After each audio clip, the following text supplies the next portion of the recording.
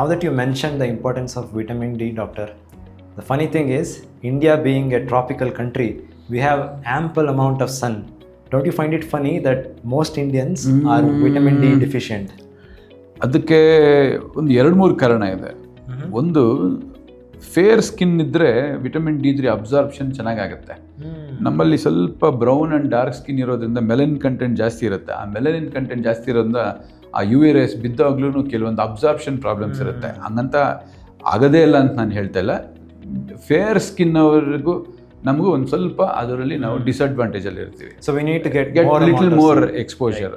ಆ ಎಕ್ಸ್ಪೋಜರ್ ಮಾಡಬೇಕಂದ್ರೆ ನಾವು ಬಿಸಿಲಲ್ಲಿ ಓಡಾಡಬೇಕು, ಬಿಸಿಲಲ್ಲಿ ಆಡಬೇಕು.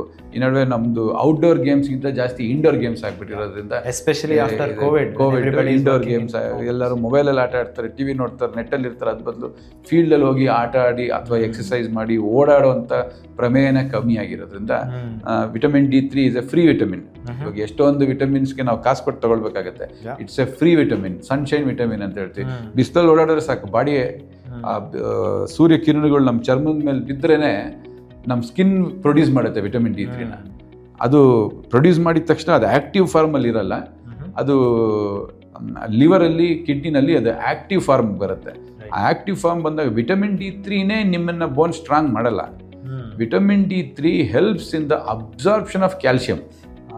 ಕ್ಯಾಲ್ಶಿಯಂ ನೀವು ಫುಡ್ ತಗೊಂಡ್ರು ನಿಮ್ಮ ಇಂಟೆಸ್ಟೈನಲ್ಲಿ ಅಬ್ಸಾರ್ಬ್ ಆಗಬೇಕು, ಅಂದರೆ ಕರಡುಗಳಲ್ಲಿ ಅದು ಅಬ್ಸಾರ್ಬ್ ಆಗಬೇಕು. ಅಬ್ಸಾರ್ಬ್ ಬೇಕಾದರೆ ವಿಟಮಿನ್ D3 ಇರಬೇಕು. ಆ ವಿಟಮಿನ್ D3 ಕ್ಯಾಲ್ಶಿಯಂನ ಅಬ್ಸಾರ್ಬ್ ಮಾಡುತ್ತೆ.